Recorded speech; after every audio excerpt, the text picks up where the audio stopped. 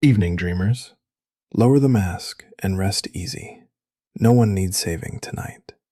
Tonight, we drift back through the whole story of the most infamous figure in all the cosmos. A child born wrong on a dying world, feared from his very first breath, who grew up to become a quiet, thoughtful, and utterly terrifying philosopher of death. Nothing tonight will ask anything of you. You don't need to remember any of it. You don't need to follow every turn. You can let every word drift past you like a distant star wheeling slowly across a dark sky, like the deep silence between worlds. And that is exactly how this is meant to be heard. Slowly, gently, with no particular place to be.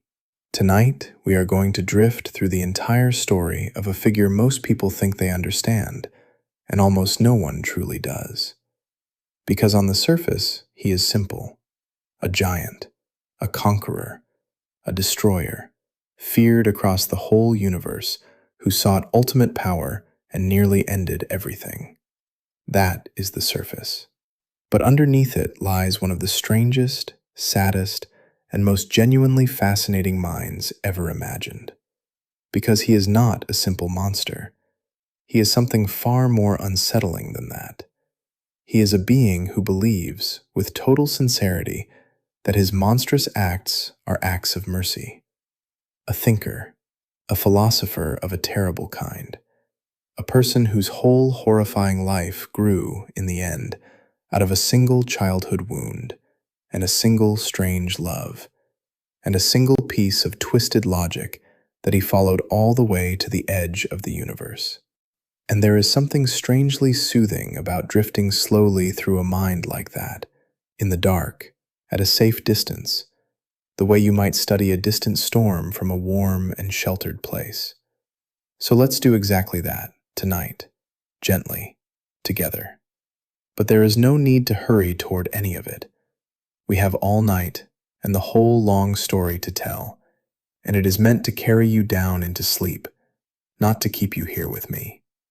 So before we begin, get comfortable. Turn the lights down low or off completely. Rest your head against something soft. And if you feel like it, before you drift too far, tell us in the comments where in the world you're listening from tonight. It's a gentle thing we like to imagine, all the quiet rooms this voice travels into. A city apartment high above the glowing streets. A small house at the end of a long, dark road. A bed by a window somewhere, with the rain coming down, or the snow, or the warm, still air of somewhere far away. Wherever you are, you're welcome here. And if these quiet stories help you find your way down into sleep, you're always welcome to follow along. So the light's still on tomorrow night, and the night after that. There's no rush at all. We have all the time in the world. Let's begin. Before we drift into his story, softly, here is a small, true thing about him, because it is genuinely charming, and it explains something about who he became. He was dreamed up, long ago, in the early 1970s, by a young artist and writer who was, at the time, taking a college class in psychology. And in that class, thinking about the human mind, about what drives people, about our deepest fears and our strangest obsessions, this young creator began to sketch out a figure who would embody some of those ideas. He first appeared in print in 1973, and even his name was chosen to carry a hidden meaning, because it echoes an ancient word from an old language, a word connected to death itself. So from his very origins, before he was anything else, he was designed to be a figure about death, a walking meditation on mortality, on obsession, on the strange places the mind can go. That is worth resting on, softly, because it tells you that this was never meant to be a simple brute. He was, from the very beginning, a creature of ideas, a philosopher in the shape of a monster. Now let's drift into his story itself, softly.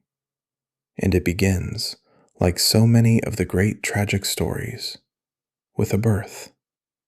Because he was born on a small world, not a planet exactly, but a moon, orbiting a great ringed giant far out in the cold reaches of a distant solar system.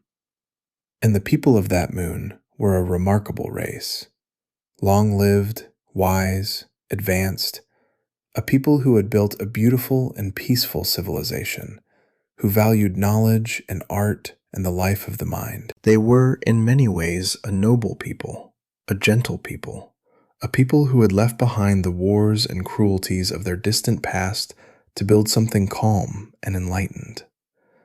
And into that peaceful, enlightened people, one day, a child was born who was not like the others. Because he was born wrong, softly, or at least that is how it seemed to everyone who saw him.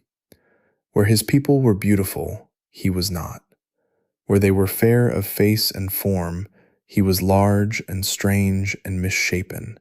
His skin a deep and unusual color, his features heavy and forbidding, marked from birth by some quirk of his heritage that set him utterly apart from every other member of his gentle, lovely race. He looked, from the very first moment of his life, like something that did not belong, like a shadow that had fallen among the beautiful, like a creature from some darker, older story, appearing suddenly in the midst of an enlightened and peaceful world. And the people of that world, for all their wisdom, for all their enlightenment, did not know what to make of him. And here, softly, is where the wound at the root of his whole story begins, and it is a terrible one. Because his own mother, looking at the strange, dark child she had brought into the world, was seized with a horror she could not control. Something about him, about his strangeness, about the dark and forbidding look of him, filled her not with a mother's love,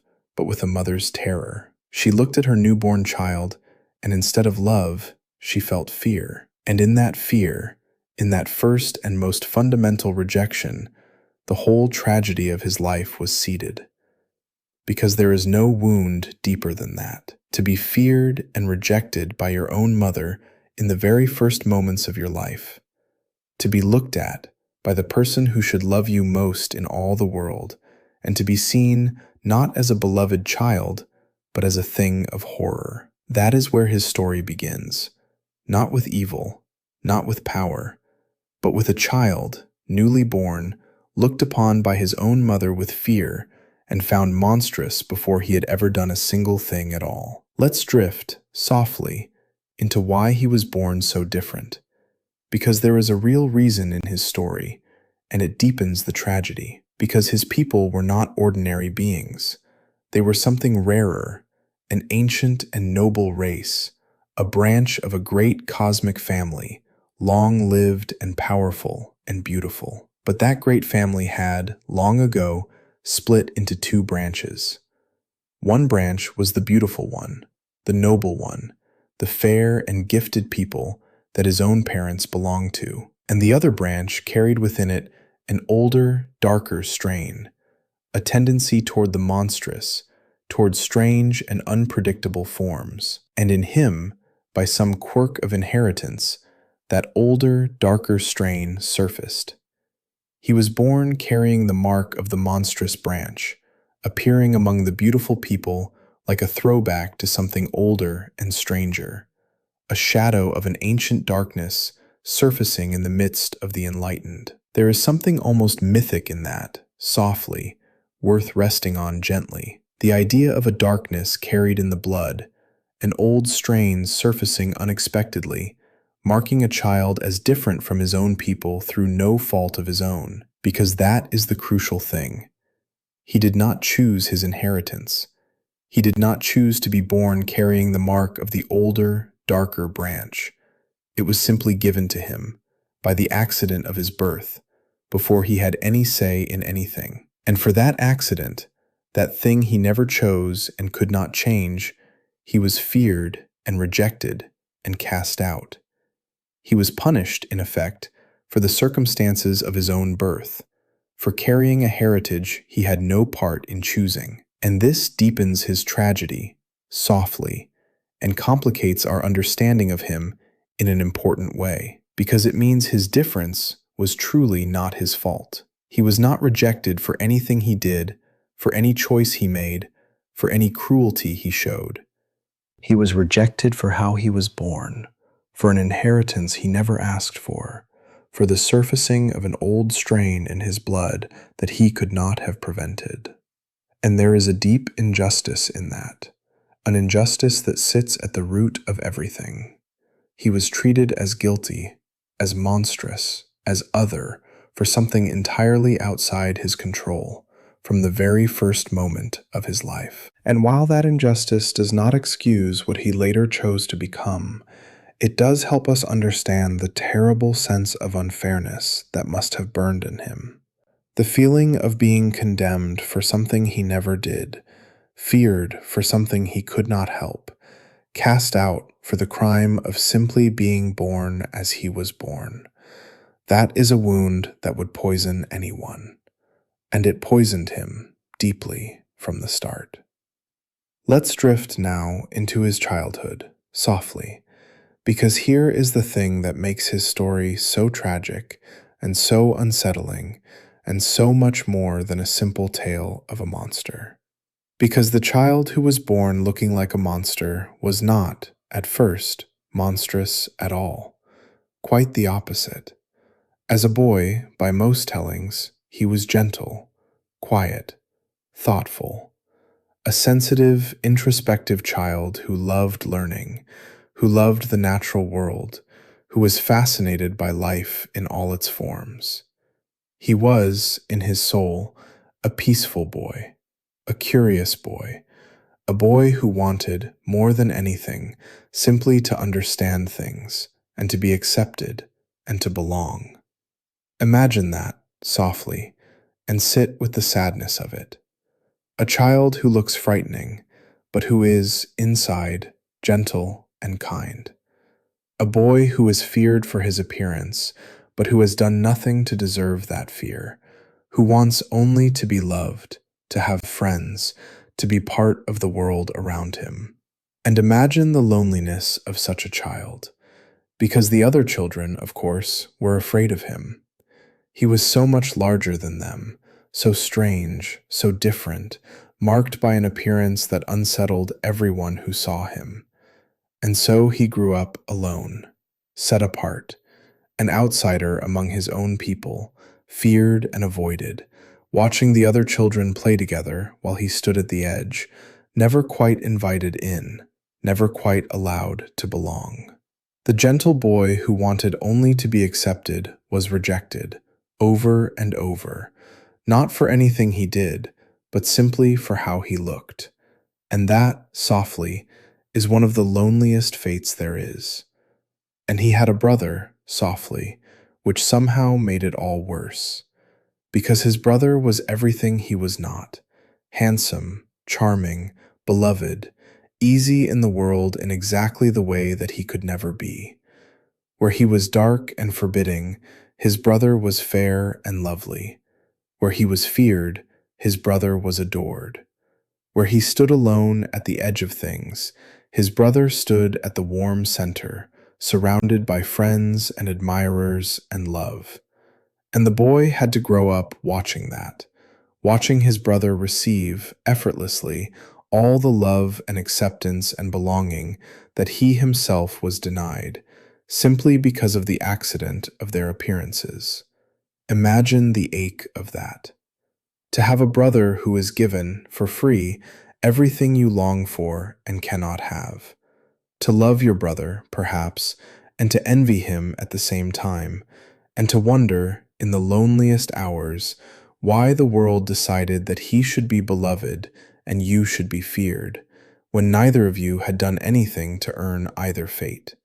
There is a profound and painful truth in his childhood, softly, worth resting on gently, because it is a truth about how much of who we become is shaped by how we are treated.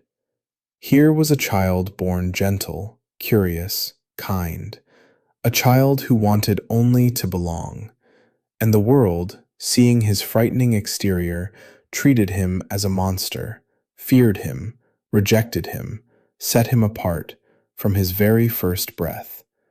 And a child treated as a monster, day after day, year after year, learns, slowly, terribly, a lesson. The lesson that he does not belong, that he is not like the others, that the warm world of love and acceptance is closed to him and always will be. And a child who learns that lesson deeply enough begins, slowly, to change. Because if the world has decided you are a monster and will never accept you, then eventually a terrible logic begins to whisper. Why keep trying to belong to a world that will never have you? Why keep longing for a love that will never come? Why not become, instead, the thing they already believe you to be? That is the slow poison that worked on him through his lonely childhood, softly. Not any single act of cruelty, but the endless, grinding rejection, the daily message received 1,000 times that he was other, that he was monstrous, that he did not and would never belong. And under that endless pressure, the gentle, curious boy began, slowly, to close, to harden, to turn inward, away from a world that had turned away from him. He did not become a monster all at once. No one does. He was pushed toward it, one rejection at a time, one lonely day at a time, by a world that feared him before he had ever given it reason to, and that, in fearing him, slowly, tragically, helped to make him into the very thing it feared. There is a terrible lesson in that, worth resting on gently as the night deepens. The way that fear and rejection can help to create the very monsters they imagine. The way a child, treated as a thing of horror, can slowly, sadly, become one. He was not born evil. He was born gentle and lonely and strange. The evil came later, and much of it, the story quietly suggests, we helped to make. Let's pause a while longer on his childhood, softly, before we follow him into the darkness, because there is a crucial question it raises, and it is one of the oldest and hardest there is. Was he doomed from the start? Was the monster always going to emerge, written into him from birth, inevitable? Or did he have a choice, at every step, and choose, again and again, the darker path? It is the old question of whether we are made monstrous by what happens to us, or whether we choose to become what we become. And his story sits right on the knife's edge of that question, refusing to answer it too simply, which is part of what makes him so haunting. Because on one hand, softly, we can see so clearly how he was shaped. The rejection, the loneliness, the mother's fear, the endless message that he was monstrous and did not belong. Given all of that, it can seem almost inevitable that he would turn dark, that a soul treated so cruelly from the start would curdle into something terrible. And there is real truth in that. He was, in a genuine sense, made. The world did much of the work of creating the monster it feared. We cannot look at his childhood and simply say he was born evil, because he was not. He was born gentle, and the world hardened him. But on the other hand, softly, and this is important, being shaped by our wounds is not the same as being controlled by them. Because plenty of beings suffer terribly and do not become destroyers of worlds. Plenty of people are rejected, are lonely, are wounded in childhood, and grow up to be kind, to be gentle, to turn their own suffering into compassion for others. The wound does not by itself determine the outcome. At every step of his long descent, there was, somewhere, a choice to turn toward the darkness or away from it, a choice to let his pain make him cruel or to let it make him kind, a choice to become what the world feared or to defy that expectation and become something better.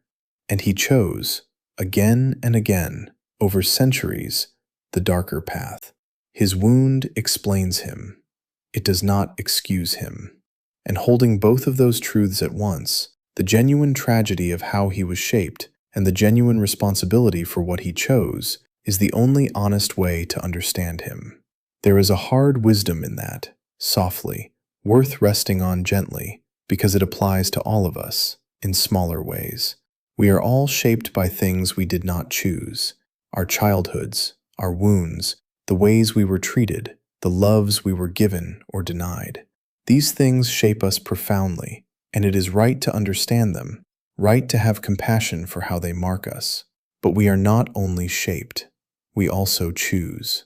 Every day, we choose what to do with what we were given, whether to let our wounds make us bitter or make us kind, whether to pass our pain along or to break the cycle. He is the great dark example of a soul that was shaped toward darkness and then chose it, again and again, until there was no turning back. And his tragedy is a warning to choose differently, to acknowledge our wounds, and then, despite them, to choose the light. He could have. That is the terrible thing. At every step, he could have chosen otherwise, and he did not. Let's drift, now, into the strangest and most defining thing about him. Softly. The thing that turns his story from a sad tale of a lonely outcast into something genuinely eerie and unforgettable. Because as he grew, this lonely, rejected, increasingly dark young man developed a fascination, an obsession, and what he became obsessed with was death itself. It began, perhaps, in that lonely childhood, softly, with a boy who spent too much time alone with his own dark thoughts, who was drawn, as lonely and rejected people sometimes are, to the darker questions, the questions most people avoid. What is death? What lies beyond it? Why does everything that lives eventually die? For a boy who felt already half dead to the world, half excluded from the warm business of living, these questions had a terrible pull. And as he grew, that fascination deepened and darkened and became the center of his whole inner life. He became a student of death, a philosopher of it, a young man who thought about mortality with an intensity and a strangeness that set him even further apart from his life-loving people. And then, softly, comes the element of his story that is truly unlike anything else, the thing that makes him unique among all the figures of his kind. Because in the strange cosmos he inhabits, death is not merely an event, not merely an ending. Death is a being, a presence, a cosmic entity, ancient and powerful, who embodies the very concept of death itself, who is death, given form. And this young man, this lonely philosopher of mortality, came to know that entity, and he fell in love with her. Let's sit with how strange and haunting that is, softly, because it is the key to everything that follows. He fell in love with death. Not with dying, exactly, but with the entity, the presence, the personification of death itself. She became for him the great love of his existence, the one he longed for, the one he wished to please, the one whose favor he craved above all things. And think about why that might be, softly, because there is a terrible logic to it. Here was a being who had been rejected by everyone, by his mother, by his people, by the whole warm, living world which had looked at him and recoiled. And here, at last, was someone, something, that did not recoil, that did not reject him, that seemed, in his lonely imagination, to welcome him, to want him, to offer him the acceptance and the belonging that all of life had denied him. If life had rejected him, then perhaps death would embrace him. If the living would not love him, then perhaps the very embodiment of death would. And so he turned all the love and longing that had been thrown back in his face all his life toward the one presence that seemed willing to receive it. He turned away from life, which had never wanted him, and toward death, which seemed at last to open its arms. There is something almost unbearably sad in that, softly, worth resting on gently.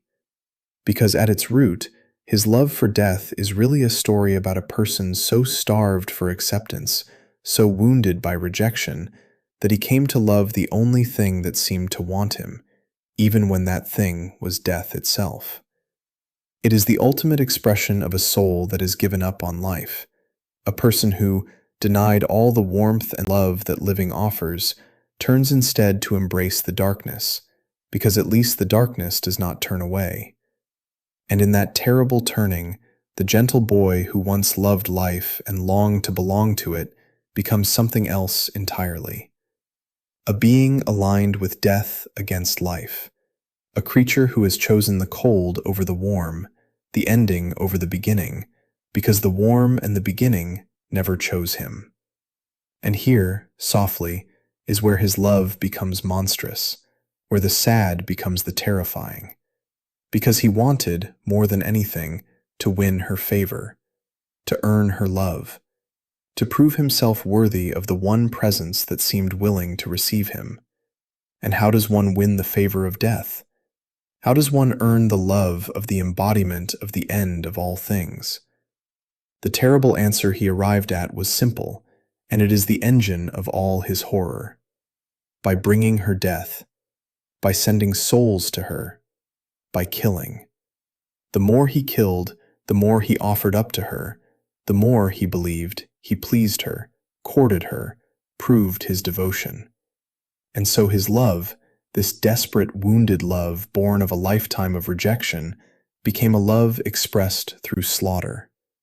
He would win the heart of death by dealing death. He would earn the love he had always been denied by becoming the greatest bringer of death the universe had ever known. And that, softly, is how a lonely, gentle boy who longed only to be loved became the most feared destroyer in all the cosmos. Not out of simple cruelty, but out of a terrible, twisted, heartbroken love. Let's drift now into how the lonely boy became the feared conqueror, softly, because the transformation is a long and dark one, and understanding it is understanding how a person becomes the thing the universe fears most. Because once he had turned toward death, once he had decided that his purpose was to become the greatest bringer of death there had ever been, he set about it with a terrible, patient, methodical determination. He was, remember, extraordinarily gifted, softly.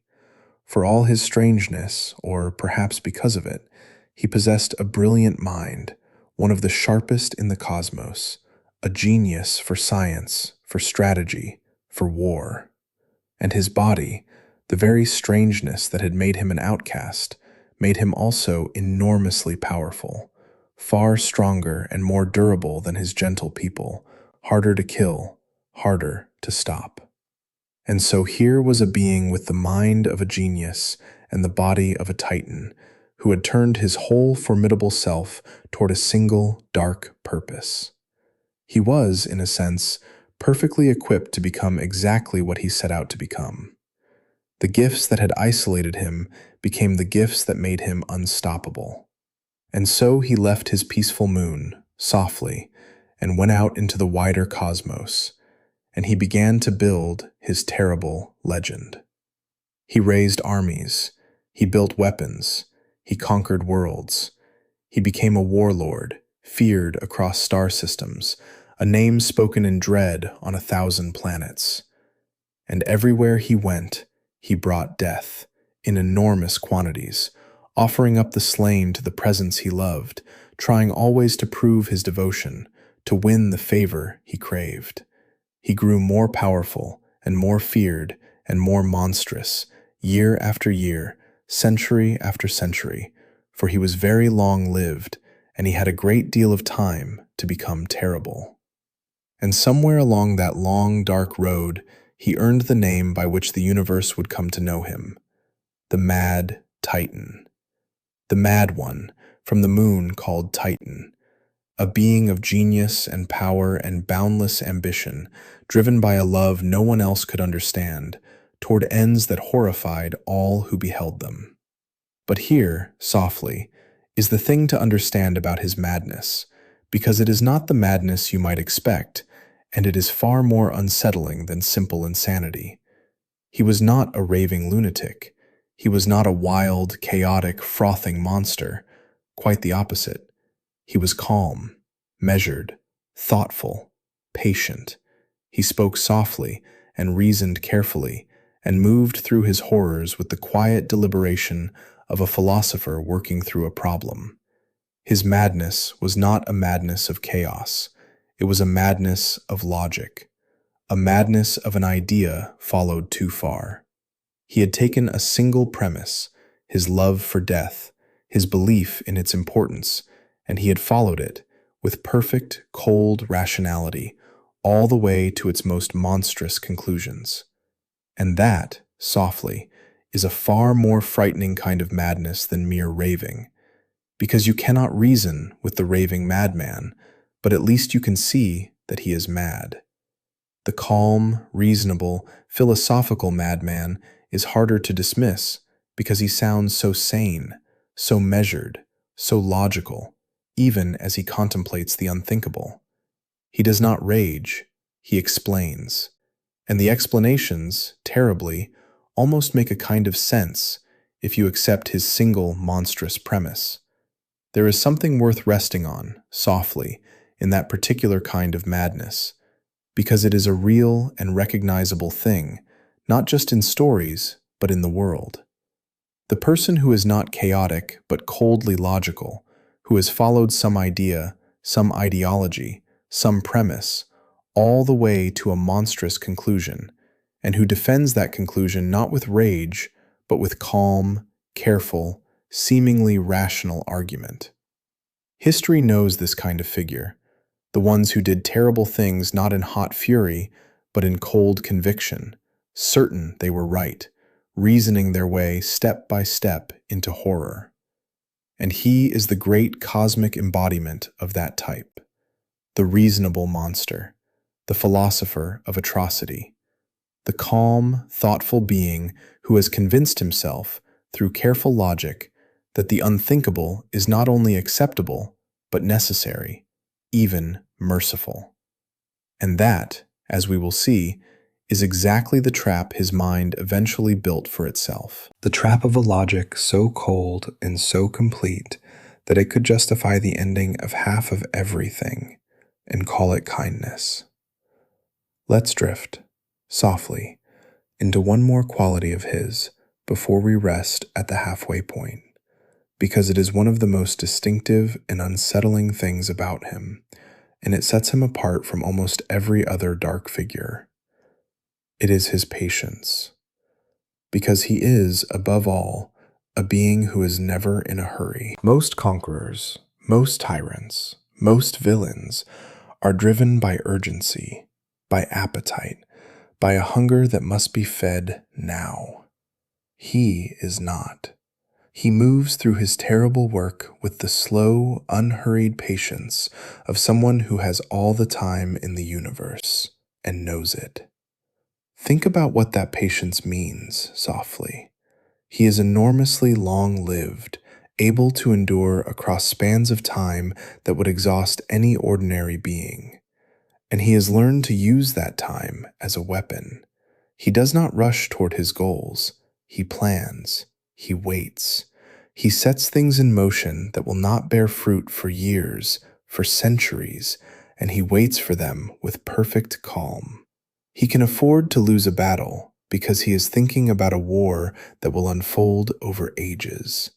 He can afford to be defeated because he is patient enough to try again and again and again, outlasting every enemy, wearing down every obstacle, moving toward his goals with the slow inevitability of a glacier grinding down a mountain.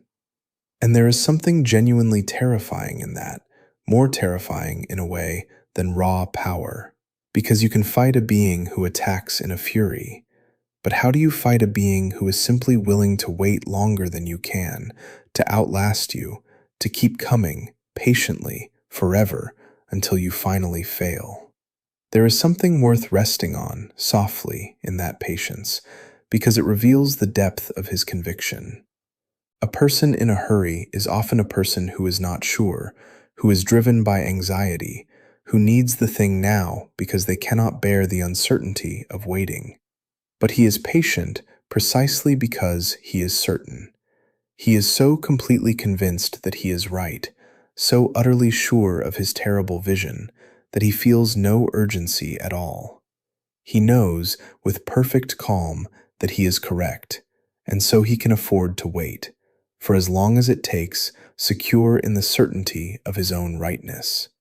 And that certainty, that total absence of doubt, is one of the most chilling things about him, because doubt, softly, is often what saves us. The small voice that asks, "Are you sure? Might you be wrong? Should you really do this terrible thing?" He has silenced that voice completely. He has no doubt. And a being with enormous power, enormous patience, and no doubt whatsoever is perhaps the most dangerous thing that can exist. There is a gentle lesson hidden in that, softly, worth carrying towards sleep, and it is almost the opposite of what you might expect. It is that a little doubt is a healthy thing, that the certainty he possesses, the total absence of any question about his own rightness, is not strength, but a kind of sickness. Because the truly wise are almost never certain. They hold their beliefs with humility, always open to the possibility that they might be wrong, always listening for the voice that questions. It is the fanatic, the tyrant, the monster who is certain, who has no doubt, who has stopped asking whether they might be mistaken. He is the ultimate portrait of the danger of total certainty, of a mind that has closed itself completely to any possibility that it might be wrong. And his story is a quiet argument for the opposite, for humility, for doubt, for the wisdom of never being quite so sure of yourself that you stop listening to the voice that asks, gently, "Are you certain you are right?" We have come a long way already, you and I. That is worth noticing, softly, before we go on. We began with a child born wrong on a peaceful moon, feared by his own mother, and we followed that gentle, lonely boy through a childhood of rejection, into a dark fascination with death, into a strange and terrible love, and out into the cosmos, where he became the feared destroyer the universe called the Mad Titan. If you are still here with me, drifting somewhere on the soft edge of sleep, there is no need to hold on to any of it. The details will keep. What matters is the slow, warm current of the story in the dark, and that will carry you just fine whether you remember a single thing or not. So let your grip loosen a little more, if it hasn't already. Sink a little deeper into the warm. We are about halfway along the road tonight, and the strangest part of his mind is still ahead. Let's carry on, slowly, together. Let's drift, now, into the idea that made him famous. Softly, the piece of his philosophy that most people know, even if they know nothing else about him. Because in many tellings of his story, especially the ones that reach the widest audiences, his motivation was given a particular shape, a particular logic that is worth understanding carefully, because it is one of the most chillingly persuasive pieces of villainous reasoning ever devised. It is the idea of balance, of finite resources, of mercy through destruction. Here is the argument, softly, laid out as he himself would lay it out, calmly, reasonably, in that quiet philosophical voice. Life, he observed, multiplies. It grows. It expands endlessly, always making more of itself. But the universe and its resources are finite. There is only so much room, only so much food, only so much of everything. And so, he reasoned, if life is allowed to grow without limit in a universe of limited resources, then eventually there will not be enough to go around. Populations will outgrow their worlds, resources will run out, and the result will be suffering, catastrophe, collapse, whole civilizations starving and dying as they exhaust the finite means of their finite worlds. He claimed to have seen it happen. He claimed, in some tellings, that his own beloved moon had died exactly this way, its people multiplying beyond what their world could support until it all collapsed into ruin. And so, he concluded, unchecked life leads inevitably to catastrophe. And from that premise, softly, he drew his monstrous conclusion.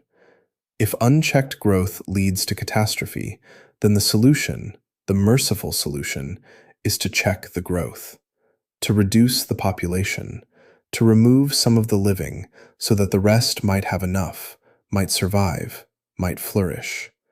And not just some small number. He concluded that the balance required something drastic, that precisely half of all life, everywhere, in the entire universe, should be eliminated. Half. Chosen at random, fairly, without malice or favor, simply removed from existence so that the other half might live in a universe with resources enough for all. And he believed, with total sincerity, that this was not an act of evil, but an act of mercy, that by ending half of all life, he would be saving the other half from a far worse fate, that he alone had the vision to see what was necessary and the will to do the terrible thing that would save everyone else. Let's sit with how disturbing that reasoning is, softly, because its power lies precisely in the fact that it is not simply stupid. It contains a grain of something real, twisted into something monstrous. It is true that resources are finite. It is true that unchecked growth can lead to catastrophe. These are real concerns, real problems that thoughtful people genuinely wrestle with. And he took those real concerns and followed them, with cold logic, to a conclusion so monstrous that it loops all the way around into a kind of insanity. That is what makes him so unsettling. Not that his reasoning is obviously mad, but that it starts from something almost sensible and arrives, step by logical step, at genocide on a cosmic scale, all while calling itself mercy. He is a warning about what happens when you follow a single idea too far, when you let cold logic override every feeling, every instinct, every scrap of ordinary human decency, in pursuit of some grand abstract solution to some grand abstract problem. And here, softly, is the deepest flaw in his terrible reasoning, the thing that reveals it as the madness it truly is, worth resting on gently. Because his solution is not actually a solution at all. It is a horror dressed up as a solution. If resources are finite and life grows, then killing half of everything buys only time, because life will simply grow back, and the same problem will return, and by his own logic, he would have to do it again, and again, forever. His mercy solves nothing permanently. It is not wisdom. It is slaughter, rationalized. And more than that, it commits the deepest error of all the cold logicians, the error of treating living beings as mere numbers, mere quantities to be balanced, rather than as individual souls, each precious, each irreplaceable, each a whole universe of feeling and love and hope. He looks at all the living beings of the cosmos and sees only a population, a figure, a resource management problem to be solved. He has lost, entirely, the ability to see them as what they are: people, individuals, lives that matter, each one, infinitely. And that loss, that reduction of living souls to mere numbers, is the true madness at the heart of his cold logic. It is not that his math is wrong, though it is. It is that he has forgotten, utterly, that the numbers are people. And a mind that can forget that, however calm and reasonable it sounds, has traveled somewhere very dark indeed. Let's rest a moment, softly, on the single most unsettling thing about his whole philosophy, because it is the thing that makes him truly frightening rather than merely evil. It is that, in his own mind, he is not the villain of his story at all. He is the hero. He genuinely believes himself to be the one brave enough, wise enough, and strong enough to do the terrible thing that must be done. He sees himself not as a destroyer, but as a savior, not as a monster, but as the only one willing to bear the unbearable burden of doing what is necessary to save everyone else. Think about how much more disturbing that is, softly, than simple wickedness. Because a villain who knows he is evil, who revels in his cruelty, who does wrong for the joy of it, is, in a way, easy to dismiss. He is simply bad, and we can simply oppose him. But a villain who believes, with total sincerity, that he is good, that his monstrous acts are acts of mercy, that he is the hero of the story, is far harder to reckon with. Because he cannot be reasoned out of it. He is not doing wrong in spite of his conscience. He has convinced his conscience that the wrong is right. He has built, inside his own mind, a complete and airtight moral world in which his atrocities are not only permitted, but required, in which he is not the monster, but the misunderstood savior, in which everyone who opposes him is simply too weak or too foolish to see the hard truth that he alone has the courage to face. There is a deep and important warning in that, softly, worth resting on gently, because it is one of the most dangerous patterns in all of human history. The people who have done the greatest evils have almost never believed themselves to be evil.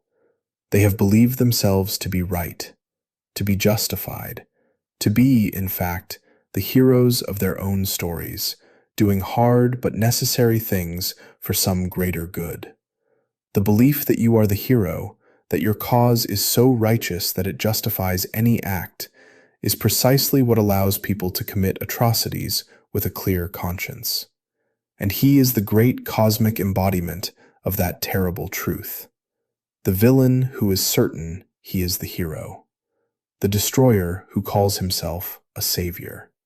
And his story is a warning to be deeply suspicious of that certainty, in the world and in ourselves. To be wary of any conviction so total that it would justify terrible acts in the name of a greater good. Because that conviction, that certainty of one's own righteousness, is not the opposite of monstrousness. It is, so often, its very source. Let's drift, now, into the great quest that defines his most famous story, softly, the search for the power to do the terrible thing he believed he must do.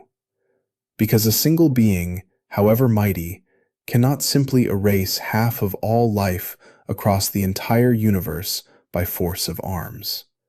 That would require power on a scale beyond any army, beyond any weapon, beyond anything in the ordinary cosmos. It would require power that was, in the truest sense, godlike. Power over the very fabric of reality itself. And so he went searching for exactly that. Because scattered across the cosmos, softly, in his story, there existed a set of objects. Ancient beyond reckoning, immensely powerful, each one embodying command over a fundamental aspect of all existence. One held dominion over power itself, raw force beyond measure. One held command over the mind, over thought and consciousness. One held mastery over reality, the ability to reshape what is real. One commanded space, the ability to be anywhere, to move anything. One commanded time, the ability to move through past and future at will. And one held sway over the soul, the deepest and most mysterious of them all. 6 objects, each a fragment of ultimate power, each one representing mastery over one of the great pillars of existence. And it was said that if a single being could gather all of them together, could unite them, could wield them all at once, that being would become, in effect, a god. omnipotent, able to do, quite literally, anything, to reshape reality itself with a mere thought. And so his great quest, softly, the quest that would define his legend, was to find these scattered objects, one by one, and gather them together and unite their power so that he might gain the godlike ability to enact his terrible vision. It was a quest that took him across the whole cosmos, that pitted him against the mightiest powers in existence, that required all his genius and all his patience and all his boundless will. Because these objects were not easily found and not easily taken, and each was guarded or hidden or held by beings who would not surrender them lightly. And he had to find them and win them and claim them, one after another, in a long and difficult campaign that tested him to his limits. But he was patient. He was determined. He had, remember, all the time in the world and a will that would not bend. And slowly, one by one, he gathered them. Let's rest a moment on what that quest represents, softly, because it is more than just a treasure hunt.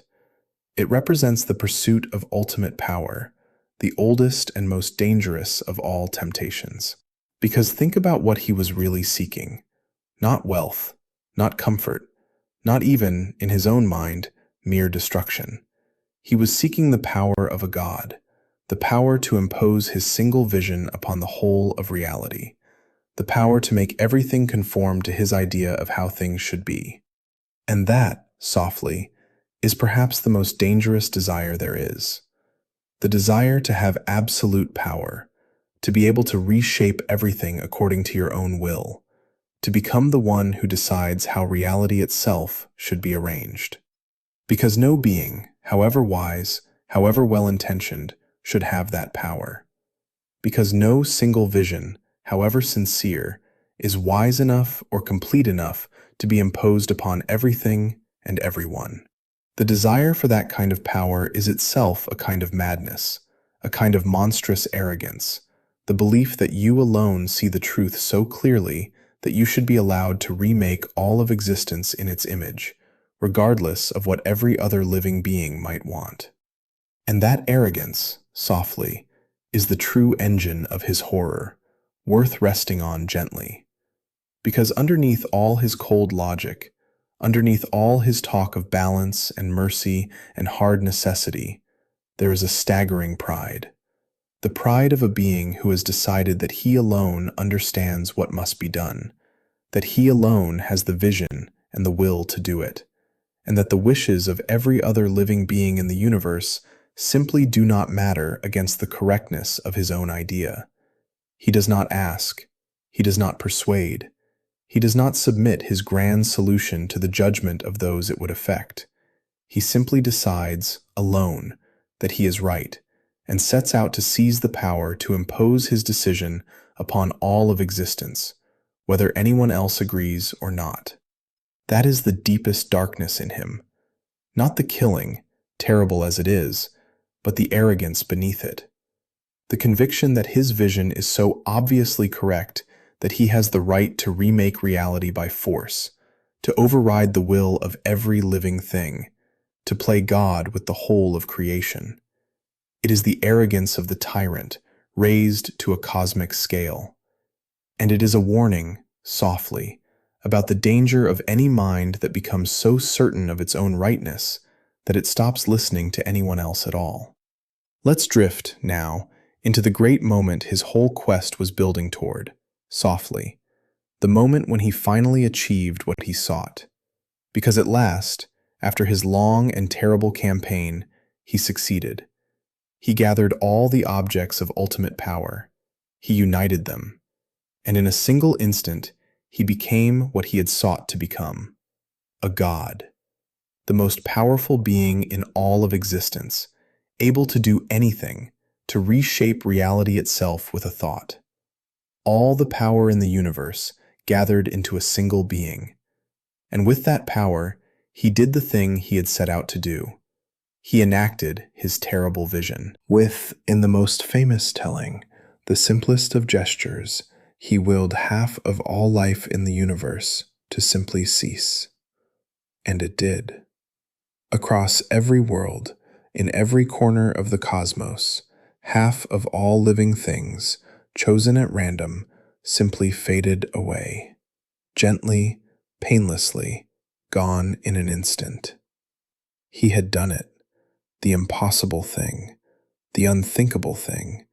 He had become a god and used his godhood to end half of everything that lived. Let's sit with the horror and the strangeness of that moment, softly, at a safe distance, in the quiet dark, because it is one of the most chilling ideas ever imagined. Not a violent apocalypse, not fire and destruction, but something quieter and stranger. Half of everything, simply gone. A quiet, painless, universal culling. And he, standing at the center of it, believing he had just performed the greatest act of mercy in the history of existence, believing he had just saved the universe from itself, feeling, perhaps, in that moment, a kind of terrible peace, the peace of a being who has finally accomplished the great purpose of his entire life, who has finally done the thing he believed he was born to do. But here, softly, is the deepest and most important truth of his whole story, the thing that reveals the emptiness at the center of all his cold logic. Because achieving his goal did not bring him what he truly sought. It could not, because what he truly sought, underneath all the philosophy, underneath all the talk of balance and mercy, was never really about resources at all.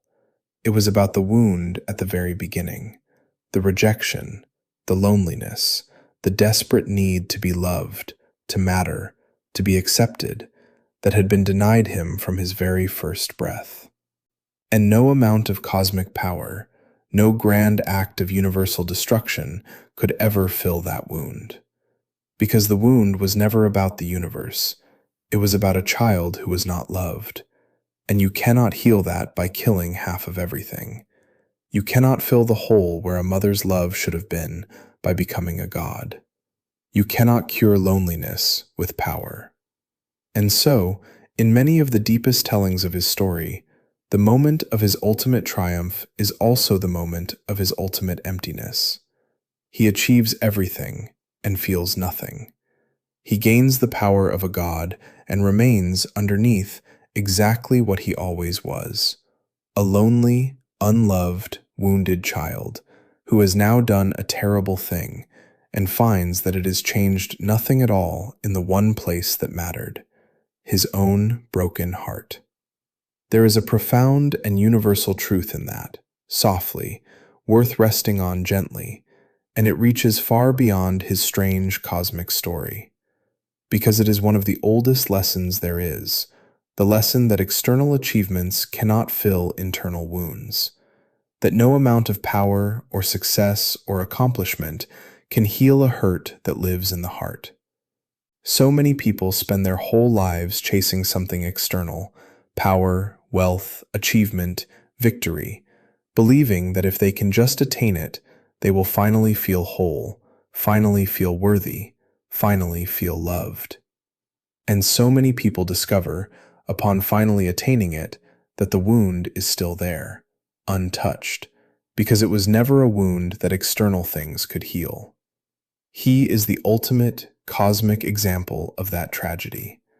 A being who gained literally all the power in existence and remained empty, because the emptiness was never about power. It was about love.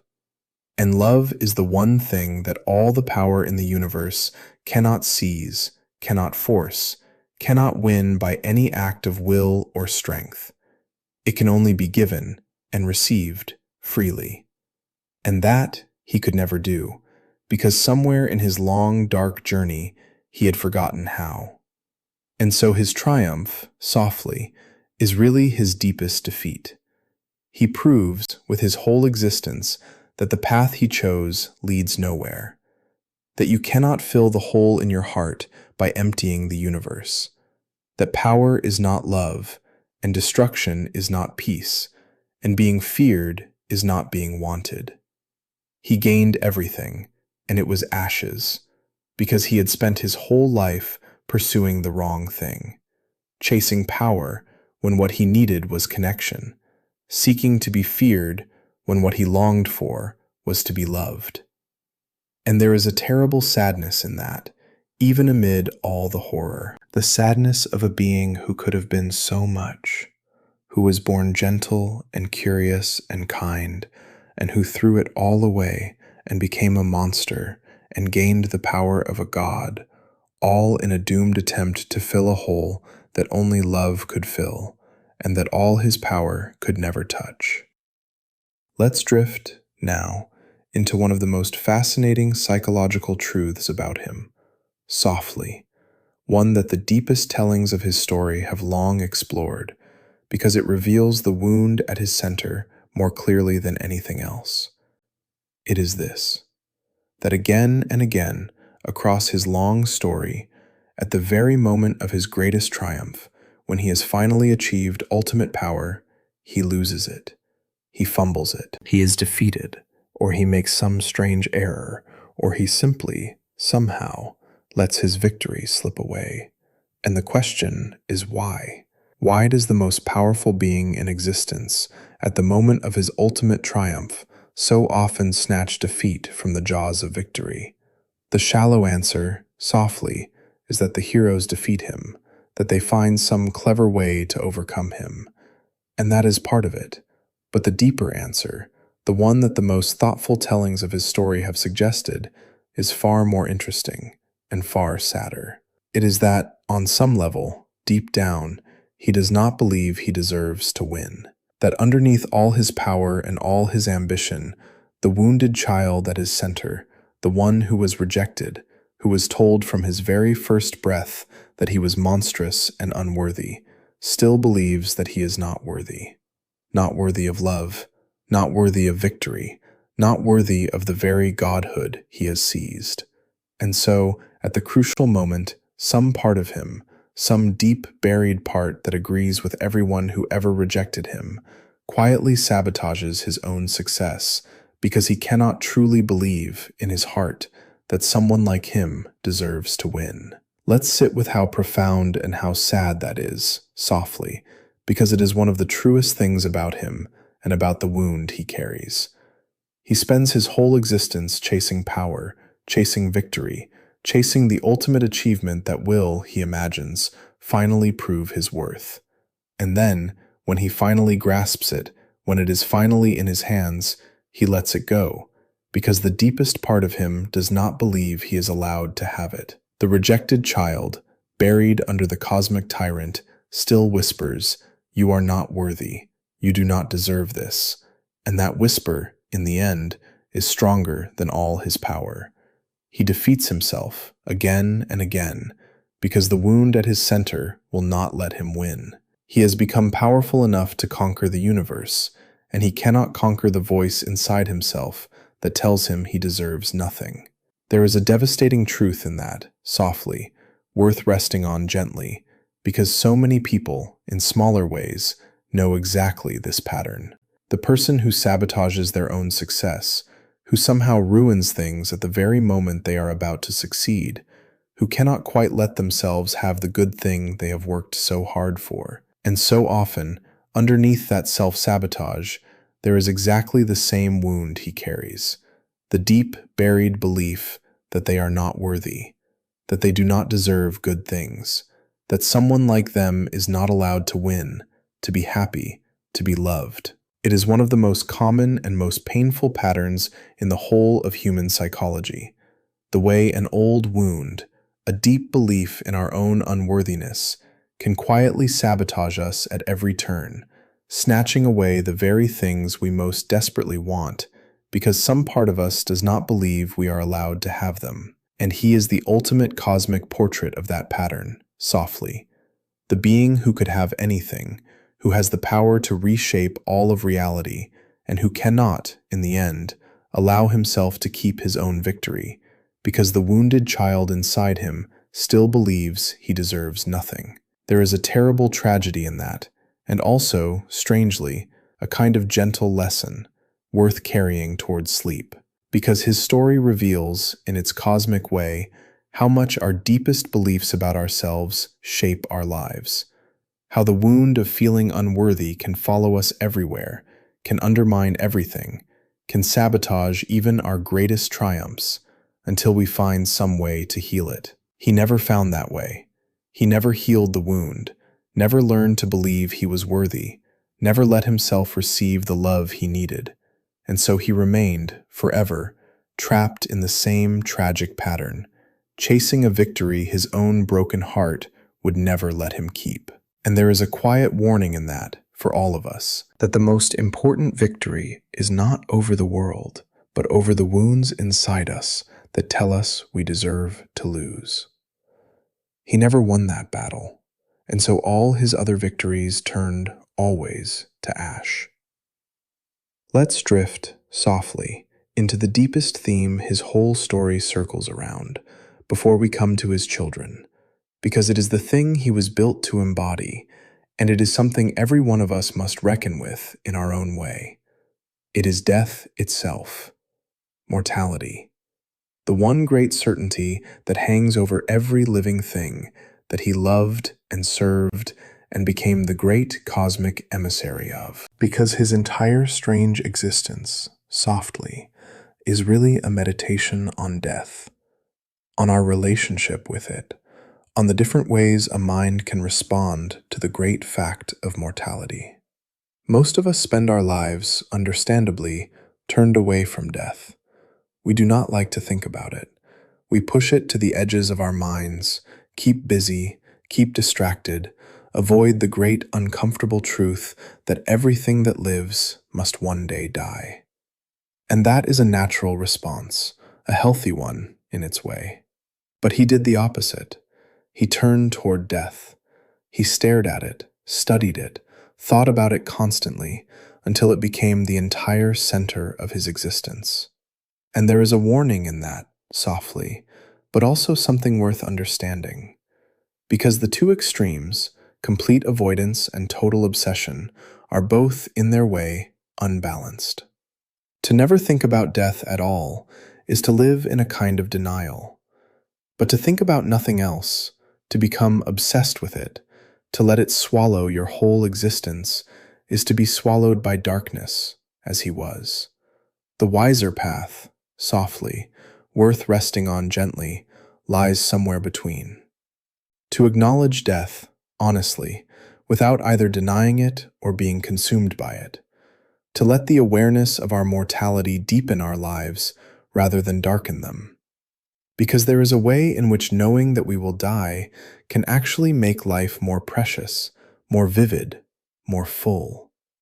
The awareness that our time is limited can make us cherish it, use it well, love the people around us more fiercely, waste less of our brief allotment on things that do not matter. Death, held rightly, can be a teacher, reminding us to live. It is only when we either ignore it completely or become obsessed with it entirely that it becomes a problem. He shows us the second failure, the obsession, the surrender to darkness, and in showing us that, he points, quietly, toward the healthier path. To face death honestly, and then to turn back toward life, and to live, in the light of our mortality, more gratefully, more fully, more kindly than we might otherwise. There is something worth carrying gently toward sleep in that, softly. Because sleep itself is a kind of gentle rehearsal for the great rest that awaits us all, a nightly letting go, a small surrender to the dark that refreshes us and returns us to the light each morning. And there is no fear in it, only rest. He never learned that gentleness, that ease, that peaceful acceptance. He turned the great quiet fact of mortality into an obsession, a horror, a cosmic crusade. But you do not have to. You can let the awareness of endings make your life sweeter, your rest deeper, your love warmer. You can face the dark gently, the way you face sleep, without fear, simply letting go, trusting that you will be held. That is the peace he never found, and it is available to you tonight as you drift gently toward your own quiet rest. Let's drift now into the relationships of his life, softly, because even a being as isolated as he is does not exist entirely alone, and the people he drew around him reveal a great deal about the ruin at his center. And chief among them were his children, because across his long story, he gathered to himself a number of adopted children, taken from worlds he had conquered, raised in his own cold and terrible way to serve him. And his relationships with them, especially with his daughters, are among the most painful and revealing threads in his whole tale. Because he did not love them softly, or at least not in any way that a child could recognize as love. He raised them hard. He pitted them against each other. He shaped them into weapons, into warriors, into instruments of his will, through a childhood of cruelty and competition and pain. He took children, and instead of giving them the love and warmth that every child needs, he gave them harshness and cold discipline and a constant demand that they prove themselves, that they be strong enough, hard enough, worthy enough. He did to them, in a way, a version of what had been done to him. He passed the wound along, and there is something almost unbearably tragic in that, softly, worth resting on gently. Because here was a being who had been denied love in his own childhood, who had suffered terribly for the lack of it, who knew, better than anyone, the wound that a loveless childhood leaves. And instead of giving his own children the love he had been denied, instead of breaking the cycle, he repeated it. He passed his own wound down to the next generation, raising children who would carry, as he did, the terrible mark of a childhood without love. It is the saddest and most common of all tragedies, the way that the hurt so often hurt others, the way that the unloved so often fail to love, the way that a wound, unhealed, passes down through the generations, each damaged soul damaging the next. He had every reason to know better. He, of all beings, understood the cost of a loveless childhood, and still he inflicted it on his own children, because he had never healed his own wound, and an unhealed wound so often simply reproduces itself. And yet, softly, in the strangest and saddest tellings of his story, there is a suggestion that somewhere, buried impossibly deep, he did feel something for at least one of his children. Something that might, in a healthier being, have been love. But it was so buried, so distorted, so tangled up with his coldness and his cruelty and his monstrous purposes that it could never come out clean. It emerged only in twisted forms, in harshness disguised as toughening, in cruelty he told himself was for their own good, in a love so broken it was indistinguishable to the child receiving it from hatred.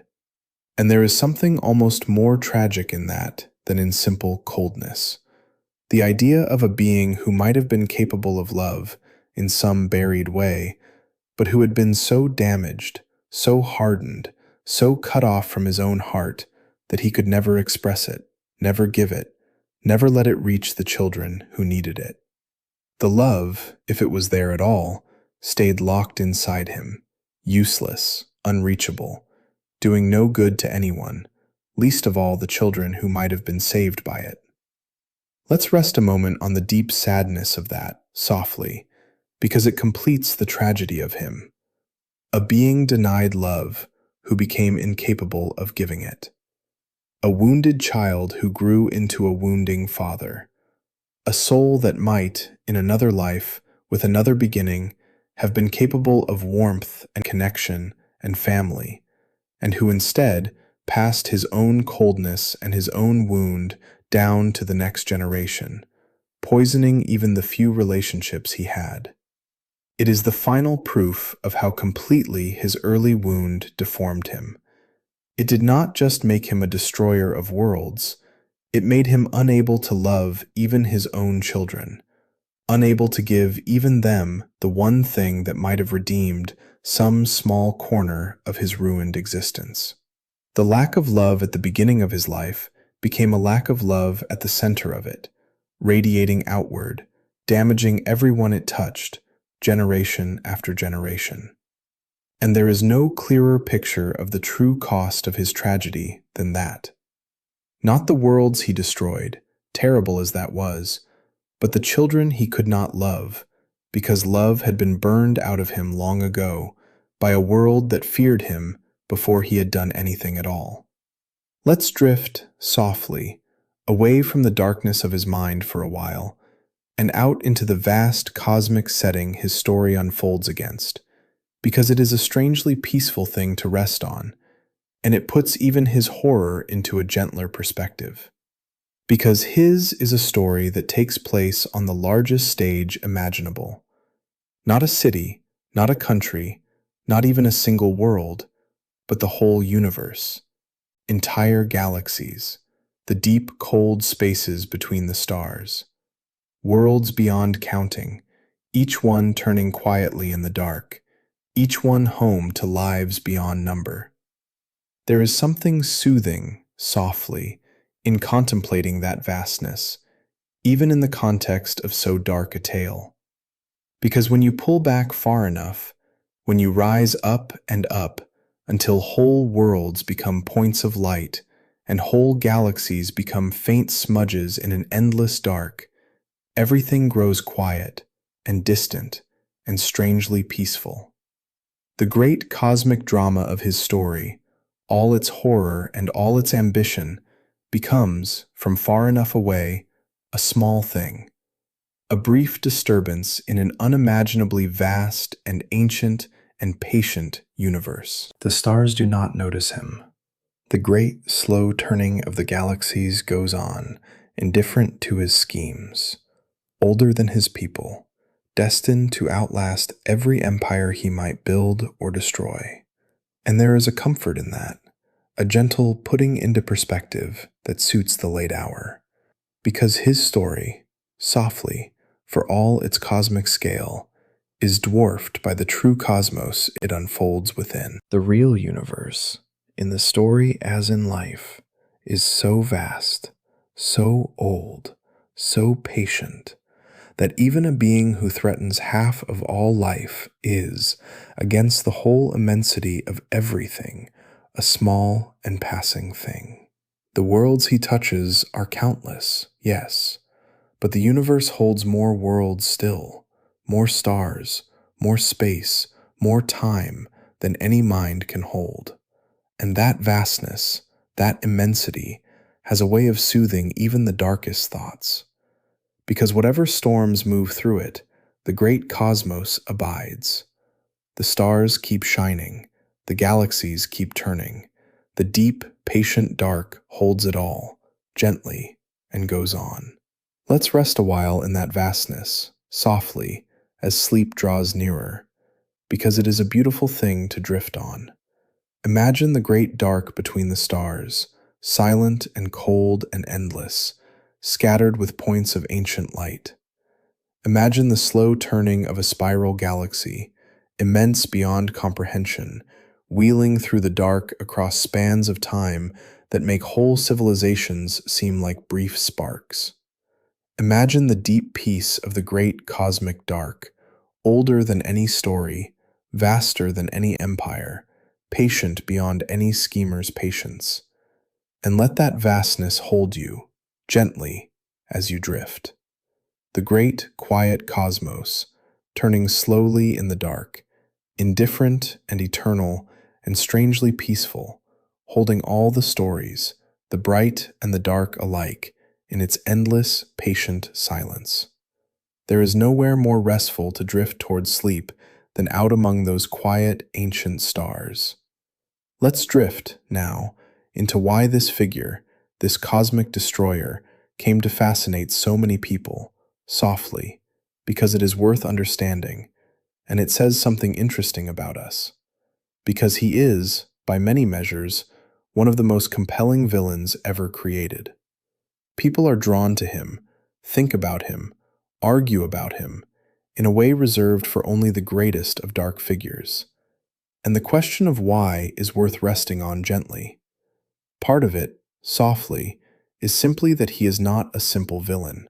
We have spent this whole night discovering how much lies beneath his surface, and that depth is exactly what makes him so compelling. A simple monster, evil for the sake of evil, is not very interesting. We understand him in a moment and move on. But a villain like this one, a villain with a philosophy, a wound, a twisted internal logic, a villain who believes he is the hero of his own story, who acts from sincere conviction rather than mere malice, that is a villain we can think about endlessly, because there is so much there to understand. He rewards contemplation. The more you look at him, the more you find. And that depth is a large part of his enduring power. But there is something deeper, softly, something a little uncomfortable in why he fascinates us. And it is that his reasoning, monstrous as it is just persuasive enough to be disturbing. When he explains his philosophy, his cold logic about resources and balance and hard necessity, some small part of us, if we are honest, can follow the argument, can see where he is coming from, can feel the pull of the terrible logic even as we recoil from its conclusion. And that is unsettling, because it means he is not simply alien to us. He is a dark reflection of a certain kind of thinking that exists in all of us. The temptation to solve complex human problems with cold, sweeping, logical solutions. The temptation to sacrifice the few, or the many, for some greater abstract good. The temptation to believe that we see the truth so clearly that we would be justified in imposing it. He shows us where that kind of thinking leads, followed to its absolute extreme. And we are fascinated and disturbed because we recognize, in his cosmic madness, the seed of something that exists, in smaller forms, in the real world, and perhaps even in ourselves. There is real value in that, softly, worth resting on gently, because the best villains are not just entertainment. They are warnings. They show us, in dramatic and memorable form, the dangers of certain ways of thinking, certain temptations, certain paths. And he is one of the great warnings. A warning about the danger of cold logic untempered by compassion. About the arrogance of believing you alone know what must be done. About the way an unhealed wound can deform a whole life and radiate outward into monstrous acts. About the emptiness of pursuing power to fill a hole that only love can fill. He carries all of those warnings wrapped in the compelling package of a cosmic tyrant, and by fascinating us, by drawing us in, he delivers those warnings more powerfully than any dry lecture ever could. We remember him, we think about him, and in thinking about him, we absorb, quietly, the lessons his tragedy teaches. Let's drift back for a moment, softly, to his brother, because that relationship holds one of the quietest and most important truths in his whole story, and it is worth resting on before we close. Remember the brother, the handsome, beloved, charming one, who received all the love and acceptance that he himself was denied. It would be easy to imagine that the brother, given everything, became proud or cruel or spoiled, but he did not. By most tellings, the brother grew up warm and kind and good, a genuinely decent soul who used his gifts for joy and connection rather than for power and destruction. And there is something profound in that contrast, softly, worth resting on gently, because here were two brothers, born to the same parents, on the same world, into the same people. And one became a warm and gentle soul, and the other became the most feared destroyer in the cosmos. Why? What made the difference? Part of it, of course, was how they were treated, the love one received and the other was denied. But part of it, too, was what each of them chose to do with what they were given. The two brothers stand, in a way, as two paths, two possibilities, two answers to the same question. Given a life, given gifts, given the same origin, what will you become? One chose warmth, connection, joy, the giving and receiving of love. The other chose power, isolation, destruction, the pursuit of a cold and lonely dominion. Two brothers, two paths. And the whole meaning of the contrast is that the path is, at least in part, a choice. There is a gentle wisdom in that, softly, worth carrying towards sleep. Because we all face, in our own smaller ways, the same fork the two brothers faced. The choice between warmth and coldness, between connection and isolation, between opening our hearts to love or closing them in the pursuit of something harder and lonelier. The brother chose the warm path and lived a life of connection and joy. He chose the cold path and became a monster and gained the power of a god and remained forever alone and empty. And their two fates, side by side, are a quiet argument for the warm path, for choosing connection over power, love over dominion, warmth over the cold and lonely heights. It is not always easy to choose the warm path, especially for those who have been hurt, especially for those who have been denied love, as he was. But it is always possible. The brother proved it was possible. And the tragedy of the mad titan is, in the end, the tragedy of a soul that could have chosen the warm path and chose the cold one instead, and paid for that choice with everything that might have made an existence worth living. And there is one more reason he fascinates us, softly, and it is the gentlest one, worth resting on as the night grows late. It is that for all his horror, we can feel the tragedy in him. We can see the lonely child underneath the monster. We can feel the sadness of what he might have been and what he became instead. And that makes him not just frightening, but genuinely moving in a dark and complicated way. We do not forgive him. We cannot. His acts are monstrous, and the story never pretends otherwise.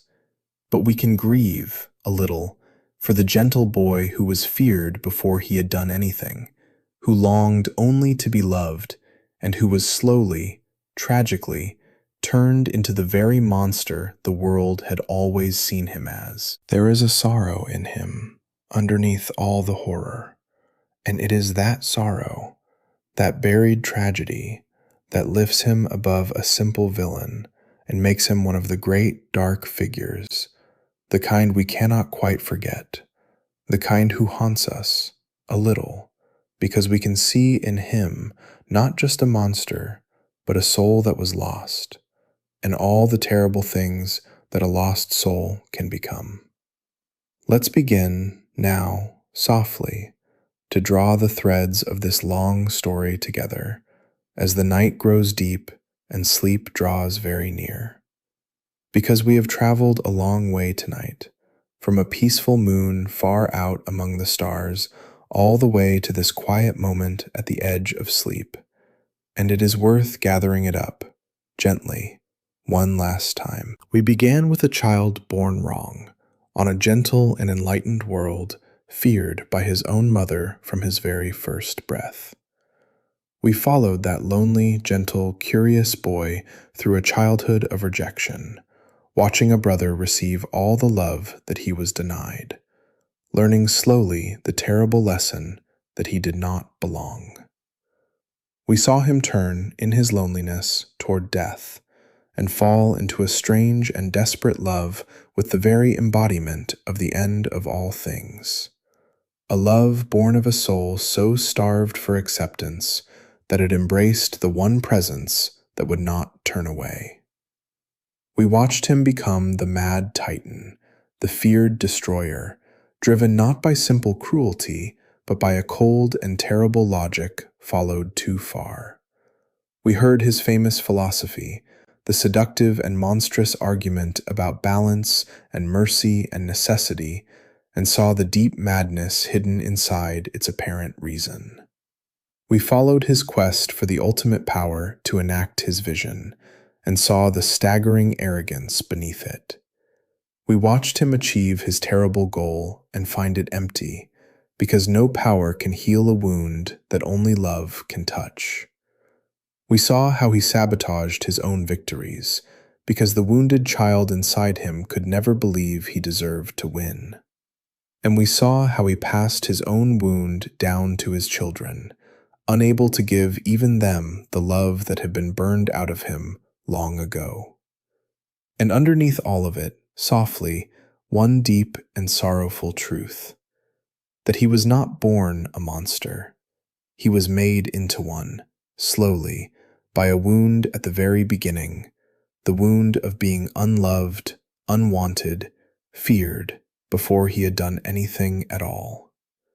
And everything that followed, all the horror, all the destruction, all the cosmic madness, grew from that single wound, never healed, never soothed, festering across a long, dark life until it swallowed a whole soul and threatened to swallow the universe with it. He is a tragedy in the end, as much as a horror, a warning about what becomes of the unloved, the rejected, the ones we fear before we know them. A reminder of how much depends on love, given early and freely, and how much can go wrong when it is withheld. So let the whole story go now, softly, and let yourself drift the rest of the way down into sleep. Far out among the stars, the peaceful moon still turns, quiet and cold, orbiting its great ringed giant in the endless dark.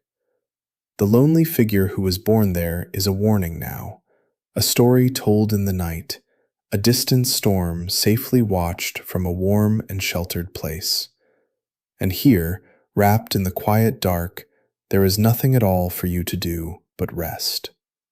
Whatever storms move through the distant cosmos of the story, they cannot reach you here. You are safe. You are warm. You are loved, in whatever ways you are loved, by whoever loves you. And that love, however ordinary, is the very thing that all his cosmic power could never grasp. No one needs saving tonight, least of all you. You are allowed to let go. Sleep well, dreamer. The stars are wheeling slowly overhead, vast and quiet and far away. The distant storm turns on, somewhere out in the dark, and cannot touch you here.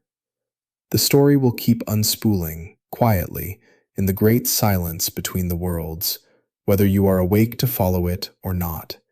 And that is exactly as it should be. And whenever you are ready, on whatever quiet night you find your way back here, we will drift through another story together, softly, in the dark. There is no hurry at all. There never is. Rest now. You are safe. Sleep well.